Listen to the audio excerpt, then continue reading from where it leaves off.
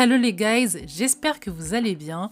On se retrouve dans un nouvel épisode de Upgrade tes relations, le podcast qui t'apprend à gérer et t'épanouir dans tes relations humaines. Les épisodes sont publiés tous les mercredis et dimanches à 21h, alors ajoute le podcast à ta bibliothèque pour ne rater aucun épisode. Aujourd'hui, on se concentre sur les relations familiales et plus précisément les relations à notre mère.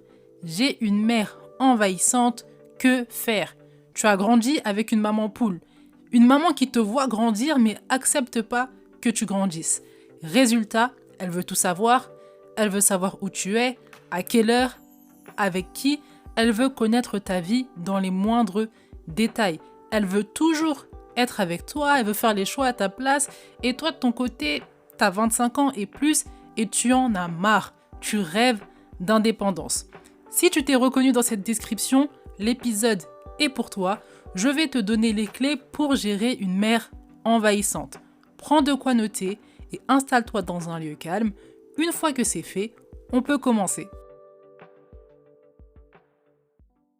Pour commencer, tu es habitué maintenant, on commence avec les points préliminaires. Premier point, élément de définition.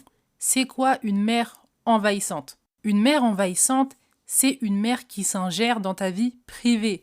Tu es une adulte, tu as ta vie, mais ta mère veut tout savoir et se fâche même quand tu lui donnes pas les réponses. Ça en devient pesant pour toi. Plus elle agit comme ça et au lieu de vous rapprocher, elle est en train de pousser l'éloignement, la distanciation. Plus elle agit comme ça, moins tu as envie de lui parler. Tu refuses de parler et plus ta mère veut savoir. Et en fait, c'est pas vivable, on est dans un cercle vicieux. J'ai une cousine comme ça qui est dans ce cas de figure et elle me répète souvent « Non mais moi, si demain j'ai quelqu'un de sérieux dans ma vie, je vais même pas le dire à ma mère parce que si je le dis à ma mère, elle va me poser des questions tous les jours et j'ai pas envie d'arriver à un stade où je lui dois des comptes limites en fait de ma relation de couple. » C'est pesant pour elle et j'imagine que c'est pesant pour toi. Une mère envahissante, élément de définition, c'est une mère qui s'ingère dans ta vie privée. Deuxième point préliminaire, dans cet épisode, je ne parle pas d'une mère toxique, d'une mère pervers narcissique, d'une mère qui veut tout contrôler. Je parle d'une maman qui s'ingère dans ta vie privée, mais parce qu'elle est maman poule, elle veut pas te laisser grandir. Donc évidemment, ce que je vais dire ne s'applique pas à la maman perverse narcissique. Ça, c'est un point que j'avais envie de souligner. Et enfin, troisième point, qui peut te piquer, je sais, mais je le dis quand même. Si tu cherches un épisode où je vais te dire que tu as raison à 100%, tu dois t'éloigner de ta mère, tu dois plus lui donner de nouvelles, tu dois lui cacher tes projets, ta vie, tes relations de couple, l'épisode, il n'est pas pour toi. Tu peux déjà mettre pause, le laisser de côté, passer à un autre épisode, passer même à un autre podcast, parce que ce n'est pas ce que je vais te dire. Ta mère, elle est importante. Ta mère, elle t'a éduqué. Ta mère, elle aimerait aussi avoir un lien avec toi. Donc oui, on va trouver des stratégies pour contourner un peu ce côté maman poule qui veut pas te laisser grandir et du coup, toi, grandir en indépendance. En revanche, je ne dirais pas que ta mère a tort à 100%, tu dois arrêter de lui parler, couper les ponts. Je ne suis pas extrémiste à ce point-là, je suis croyante, les parents sont importants. Si tu adhères à cette vision, tu peux écouter. Si tu n'adhères pas, tu peux passer à un autre épisode ou passer même à un autre podcast. Une fois que les points préliminaires ont été énoncés, on peut passer au vif du sujet. La première stratégie pour gérer une mère envahissante, c'est de cultiver ton indépendance. Ta mère ne va pas te donner ton indépendance. Elle a déjà du mal à te voir grandir. Tu dois arracher ton indépendance. C'est comme les pays africains. Ils n'ont pas attendu que la France, l'Angleterre leur donnent l'indépendance. Ils se sont battus parce qu'ils savaient qu'ils allaient toujours sinon rester sous l'emprise des pays colons. Ils étaient obligés de se battre pour gagner l'indépendance. C'est comme ça que tu dois voir les choses avec ta mère. L'indépendance, elle te la donnera jamais. C'est pas mal des fois, c'est même pas en mal qu'elle voit ça. Elle n'a pas une mauvaise vision de ça, c'est juste qu'elle a peur. Elle a peur, c'est une maman poule, elle est proche de ses enfants, peut-être qu'elle n'a pas eu de mari, tu es sa seule fille. Il y a plusieurs raisons qui expliquent ça, mais peut-être qu'elle a peur. Elle a peur, c'est une chose, mais toi, il faut que tu grandisses, il faut que tu aies ton indépendance. Et dans ce cas-là, tu dois arracher ton indépendance en la cultivant notamment. Cultiver ton indépendance, c'est le seul moyen pour ta mère de ne plus t'envahir. Elle sera forcée de ne plus t'envahir parce que tu auras cultivé cette indépendance-là. Alors, tu as différentes manières de cultiver l'indépendance. Première manière, faire des choix seul. Tu fais ton choix, après tu l'informes. C'est pas que tu veux faire un choix, tu vas la voir, tu lui poses des questions, tu attends son avis et ensuite tu fais un choix. Comme ça, tu n'es pas en train de cultiver l'indépendance. D'abord, tu fais ton choix et ensuite, tu lui en parles. Le choix est déjà fait. C'est un moyen de cultiver ton indépendance. Tu veux aller en voyage, par exemple, dans un pays qu'elle affectionne pas beaucoup. Mais toi, tu sais que tu es adulte, tu vas prendre des précautions, les mesures de sécurité nécessaires. Tu prends ton billet, tu fais toutes tes affaires. Une semaine, 2 semaines avant de partir, tu la tiens au courant. Tu as plus de 25 ans. Là, je parle vraiment des plus de 25 ans. Et si tu es libre chez toi, un peu moins de 25 ans, on accepte. Mais plus de 25 ans surtout, elle n'est pas censée te traquer comme ça à chaque fois. Tu vis dans sa maison, c'est vrai, mais 2 semaines à l'avance, ça suffit. Tu fais ton choix, tu fais ce que tu as à faire, tu la préviens de ton choix. Elle n'a pas le choix, c'est une maman poule. Elle n'a pas envie de te perdre. Donc, elle va accepter le choix que tu fais. Elle va un peu bouder, elle va être un peu triste, elle va un peu te prendre la tête. Mais tu laisses ça de côté. N'aie pas peur de ça. Ça arrive, c'est normal. Ça m'amène au deuxième point, deuxième moyen de cultiver l'indépendance, c'est d'être ferme dans tes décisions, ferme dans tes choix. Ta mère va essayer de remettre tes choix en question. Ta mère va peut-être bouder, elle va peut-être te faire du chantage émotionnel parce que tu l'as pas habituée comme ça. La relation, c'était pas ça. Là, tu cultives ton indépendance, elle n'est pas habituée à ça.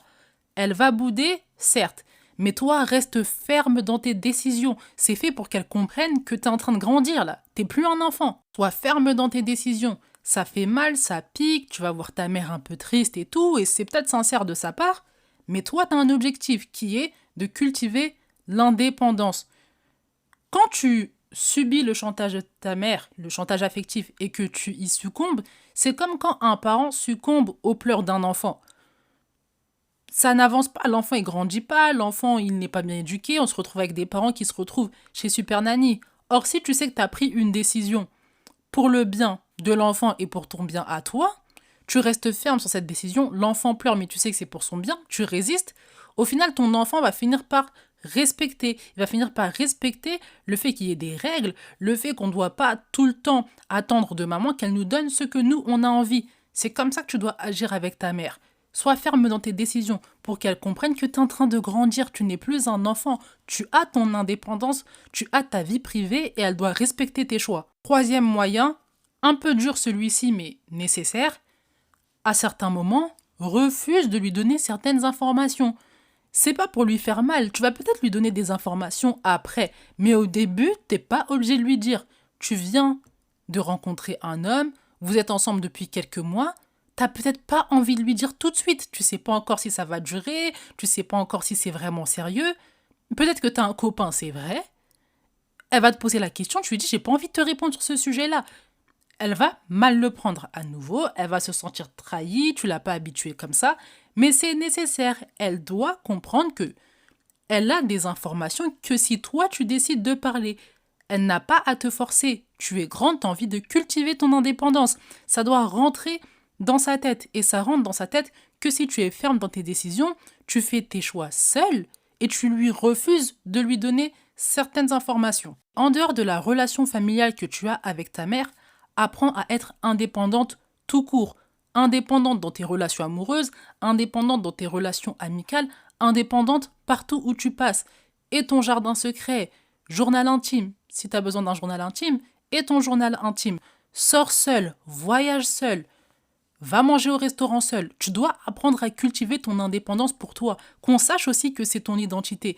Parce que si ta mère, elle voit qu'avec elle, tu veux faire la meuf qui lui dit rien, tu veux faire celle qui est indépendante, mais au final, elle voit qu'avec les autres, tu es dépendante, tu demandes tout le temps des conseils aux gens, tu racontes tout le temps ta vie, elle va se sentir lésée, ce qui est normal en fait. Donc fais de l'indépendance ta nature, ton identité, pour qu'elle ne se sente pas lésée et pour que toi, tu ne fournisses pas plus d'efforts que plus. Quand c'est ton identité, tu agis selon ton identité. Il n'y a pas d'effort que tu fournis en plus que plus. Par contre, quand tu n'es pas dans ta nature, tu es en train de te forcer à faire quelque chose, ça te demande des efforts. Et la nature revient au galop. Le premier moyen pour gérer ta mère envahissante, c'est de cultiver ton indépendance. Le deuxième moyen pour gérer ta mère envahissante, c'est de faire ton argent. Un conseil spécial, tu vas me dire, en plus j'ai pas l'habitude d'en parler, j'ai un épisode, mon premier épisode même, concerné l'argent, mais j'en parle pas trop dans mes épisodes. Pourtant c'est important, essentiel, et je prépare un épisode sur l'argent et le traitement des gens. Donc ajoute bien le podcast à la bibliothèque si tu veux vraiment rien louper. Mais fais ton argent, c'est important. Quand il y a l'argent, on respecte toujours. Est-ce que tu vois les footballeurs de 16 ans là, qui ramènent des milliers à la maison? Est-ce que tu penses que les parents y prennent la tête? Est-ce que tu penses que les parents sont envahissants, ils demandent toujours après la vie privée et tout? Non! Les parents sont des humains. Si dans la société, on respecte l'argent, tu penses que tes parents, ils sont différents? Non, pareillement. Eux aussi, ils aiment l'argent. Eux aussi, ils respectent ça. Tu n'es pas footballeuse, tu n'es pas footballeur, tu gagnes pas des millions, et c'est pas ce que je te dis. Mais pour cultiver ton indépendance, tu dois aussi être financièrement indépendante de ta mère. Ta mère, elle est envahissante, mais toi aussi, on dirait que t'es un bébé. C'est dur ce que je dis, je sais, mais on dirait que t'es un bébé. Tu vis à la maison, t'as pas de travail, tu vas à l'école et tout, ouais, c'est vrai, mais il n'y a aucune entrée d'argent. Donc forcément, elle a l'impression que t'es son enfant, en fait. Elle a l'impression que t'es son bébé. Clairement, elle a l'impression que t'es son bébé. Un des moyens de cultiver son indépendance, c'est de faire son argent. Quand il y a l'argent, on respecte. L'argent, c'est un moyen de montrer que tu es une personne adulte. Et c'est aussi un moyen pour ta mère d'estimer que tu travailles beaucoup. Beaucoup de parents pensent que quand on a beaucoup d'argent, on travaille beaucoup. C'est vrai, mais pas tout le temps. Des fois, tu as des moments de pause, des fois, tu as des moments où tu as bien géré ton mois, donc il te reste de l'argent en plus, mais ta mère, elle va automatiquement partir du principe que tu travailles beaucoup. Donc, elle va te laisser tranquille. C'est une méthode, elle va te laisser tranquille. Tu travailles beaucoup, tu as juste à lui dire « Ouais, maman, je travaille beaucoup, j'ai pas envie de discuter. » Ça suffit, elle part parce qu'elle sait que tu ramènes l'argent. Elle le voit dans ta manière d'être déjà qu'il y a de l'argent. Tu vois, t'es pas pauvre, tu te prends en charge, etc. En plus, si tu participes à la maison, en plus quand tu lui fais plaisir, tu sors avec elle, tu payes les restaurants de temps en temps, tu lui offres des cadeaux, elle va se dire, mais en fait, non, ma fille, elle a de l'argent, donc elle est indépendante. Avant, elle n'y arrivait pas. Quand elle avait 15 ans, 16 ans, elle pouvait pas. Elle n'avait pas l'âge. Aujourd'hui, elle a plus de 25 ans, elle peut en fait. Elle peut. Bientôt, elle va avoir son propre appartement, si ce n'est pas déjà fait. Bientôt, elle va pouvoir acheter une maison. Bientôt. Et c'est le bientôt là que maman elle aime en plus. Bientôt, tu vas pouvoir faire des choses. Bientôt, tu vas accomplir des choses. Et c'est ça qui montre ton indépendance aux yeux de ta mère. Donc, fais ton argent et fais goûter de temps en temps l'argent à ta mère. Je te promets, ça va changer les choses. Elle te traitera comme une adulte. Son regard sur toi va changer. Tu montreras que tu es grande. Tu montreras que tu es en train de grandir et tu es en train de prendre ton indépendance dans tous les domaines. Dans la société, on prend au sérieux les personnes qui font de l'argent, qui ont de l'argent. Ta mère va probablement te prendre au sérieux aussi, même si tu es son enfant. Le pouvoir de l'argent ne résiste à personne. Alors ne néglige pas l'argent. Fais ton argent. C'est le deuxième moyen de gérer ta mère envahissante. La troisième stratégie pour gérer une mère envahissante, c'est de t'intéresser à elle. La nature a horreur du vide. Je répète, la nature a horreur du vide. Si il n'y a pas de sujet de discussion naturel avec ta mère, des sujets plus intéressants que les sujets basiques, du type est-ce que tu as fait le ménage, est-ce que tu vas bien, tu fais quoi aujourd'hui, tu as fait quoi au travail. Forcément, ta mère, elle va vouloir entamer un sujet de conversation. Qui est toi? Elle veut en savoir plus sur toi. Pour rediriger les sujets de conversation, intéresse-toi à elle. Est-ce que toi, tu lui as déjà posé des questions par rapport à ce qu'elle fait dans la journée, par rapport à ses passions, ses objectifs, ce qu'elle pense de quelque chose, ce qu'elle pense d'un événement, son passé? Est-ce que tu l'as déjà fait? Honnêtement, prends le temps de répondre. Si la réponse est non, tu dois t'intéresser à elle, lui poser des questions. Plus vous allez parler d'elle, moins vous allez parler de toi en fait. Réfléchis comme ça, plus tu parles d'elle, moins on parle de toi. Et quand bien même on parle de toi parce que c'est lié à elle. Tu peux toujours rediriger la conversation vers elle. Ce qui est intéressant, on n'est pas obligé directement d'aller dans la vie privée, tu vois. On peut parler des sujets de tous les jours et on peut donner un avis, elle donne son avis et vous discutez de cet avis, ça vous amène dans un autre sujet de discussion et c'est comme ça que vous discutez de choses qui sont soit en rapport à elle, soit qui sont pas en rapport avec ta vie privée.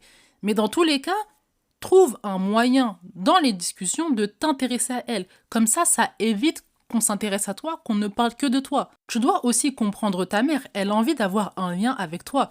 Je sais qu'aujourd'hui, c'est vraiment la mode et tout, femme indépendante, je suis émancipée de mes parents, je suis en train de grandir, c'est un peu la crise d'adolescence de la vingtaine, on va dire. Mais c'est quand même ta mère. Elle t'aime. Ok, maman poule, ok, mère envahissante. Mais c'est ta mère, elle veut s'intéresser à toi. Donc crée du lien avec elle en fait. Crée du lien avec elle. Crée du lien avec elle, intéresse-toi à elle. Et puis elle aussi, elle va avoir une facilité après de parler d'elle. Elle va avoir une facilité à se confier à toi. Parce que tu t'intéresses à elle. Et tu vas voir, petit à petit, on va moins parler de toi. Ta mère, si elle te pose des questions, c'est parce qu'elle a envie de parler en fait. Elle a envie de parler, elle a envie d'avoir un lien avec sa fille, elle a envie de connaître un peu sa vie. En fait, elle a envie d'avoir un lien avec toi. Elle veut parler. Mais si tu lui donnes pas la possibilité de parler d'elle notamment, comment tu veux qu'elle parle d'autre chose que de toi? Comment tu veux? C'est pas possible. Les enfants, en fait, même quand on est adulte, on est égoïste. Quand t'es enfant, je comprends, maman doit s'intéresser à moi, et c'est toujours moi, mes besoins, moi. Mais quand tu grandis, quand t'es adulte, rends l'appareil à ta mère. Elle t'a écouté, tu te plaignais, t'as crié quand t'étais enfant, tu pleurais tout le temps, machin bidule chouette. Aujourd'hui, t'as changé, tu vas avoir ta vie privée et tout, elle doit aussi accepter, c'est vrai. Mais toi, c'est à quel moment que tu t'intéresses à elle? C'est à quel moment aussi tu lui laisses la permission d'exprimer ses besoins? En fait, à quel moment? En tant qu'enfant, tu as aussi une responsabilité quand tu es adulte. Quand tu es adulte, vous êtes dans une relation d'adulte et plus dans une relation de ma mère, elle doit toujours faire attention à ce que moi je dis, attention à ce que moi je pense, c'est ma mère, c'est elle l'adulte. Non, toi aussi tu es adulte. Toi aussi tu es adulte. Certes, l'indépendance, c'est ce que j'encourage dans tous les cas, c'est ce que moi je suis. En revanche, il y a aussi ta mère qui a besoin qu'on s'intéresse à elle. Elle a besoin qu'on discute avec elle. Elle a des besoins affectifs. Elle commence à prendre de l'âge. Peut-être qu'elle se retrouve un peu seule. Elle se dit peut-être qu'elle va bientôt mourir, donc elle aimerait avoir un lien plus important avec ses enfants. Mais toi, t'es là, tu fais la fine bouche. Non, mais non, l'indépendance, elle est envahissante et patati et patata. Oui, elle est envahissante, mais parce qu'elle a des besoins. Elle sait juste pas les exprimer correctement. Et sur ça, tu dois être indulgente. Tu dois être indulgente. Ta mère, en fait, elle a une part de toxicité dans sa manière d'être. Elle est envahissante. Mais ça fait pas d'elle une mauvaise mère, en fait. En fait, on a une part de toxicité en nous, hein. Quand on ne travaille pas sur nous, on a une part de toxicité. Parce qu'on ne sait pas tout le temps exprimer nos besoins, on n'a pas appris. Là, ce qu'elle est en train de te montrer, c'est qu'elle a besoin d'avoir un lien avec toi. Et toi, tu lui refuses. Donc, en fait, ça fait mal, en fait. Ça lui fait mal. Donc, comment tu peux faire? Tu peux cultiver ton indépendance, faire ton argent, lui montrer que, ok, maman, je suis moi, j'ai plus de 25 ans, je suis adulte, tu peux pas t'ingérer dans ma vie privée tout le temps. En revanche, t'inquiète pas, on va avoir un lien qui est sain. Une pensée qui me tient à cœur parce que je sais que demain je vais être mère. Je sais que demain je vais prendre de l'âge. Je sais que j'aurai besoin d'avoir du temps avec mes enfants même quand ils seront adultes. J'ai de la chance de pouvoir travailler sur moi, de savoir faire les analyses et tout, mais c'est pas tous les parents qui ont cette chance. Et plus ils grandissent, plus ils ont des besoins affectifs. Et toi, t'es là, tu fais la grosse tête, non, mais non, je veux pas et tout. C'est pas parce que... En fait, comment expliquer? En fait, il y a des situations, elles doivent pas changer du tout au tout de manière radicale. On doit juste redéfinir une dynamique plus saine. Là, en l'occurrence, le lien avec ta mère, tu vas l'avoir. On ne parle pas d'une mère perverse narcissique. On ne parle pas d'une mère toxique à outrance. On parle d'une mère qui ne sait pas exprimer ses besoins, qui ne connaît pas tes limites. Et donc, tu dois les redéfinir pour avoir un lien plus sain avec ta mère. C'est ça la philosophie. Je veux pas qu'en finissant cet épisode, t'aies l'impression que ta mère, c'est ton ennemi en fait, limite. C'est ton ennemi, elle te laisse pas respirer, elle te laisse pas vivre. Je pense qu'il y a beaucoup d'enfants qui ont perdu leur mère très tôt, qui aimeraient avoir une maman qui s'intéresse à eux, qui pose beaucoup de questions. Donc sois indulgente vis-à-vis de ta mère. Et d'ailleurs, ça rejoint la 4e stratégie que je vais évoquer. Mais la 3e stratégie, pour le moment, c'est de t'intéresser à elle. L'épisode va suivre son cours, mais avant ça, je t'invite à mettre les étoiles si l'épisode te plaît et t'aide, et à mettre en commentaire sur Spotify si tu te vois intégrer dans ta routine un des points que je viens d'évoquer. Si c'est le cas, mets-moi ça en commentaire. Une fois que c'est fait, on peut poursuivre. La quatrième stratégie pour gérer une mère envahissante, c'est de lui pardonner. Arrête d'avoir de la rancœur pour ta mère. Oui, elle n'exprime pas ses besoins de la façon la plus saine qu'il soit. Ok, mais toi tu sais que ce qu'elle fait c'est pas sain, donc tu vas rectifier les choses. Tu n'as plus besoin d'avoir de la rancœur vis-à-vis d'elle. Garder la rancœur dans ton cœur augmente les conflits. Tu vas commencer à avoir une attitude passive, agressive avec ta mère. Ça, ce n'est pas bon parce que tu as de l'animosité. Et vos liens, ils deviennent de plus en plus fragiles.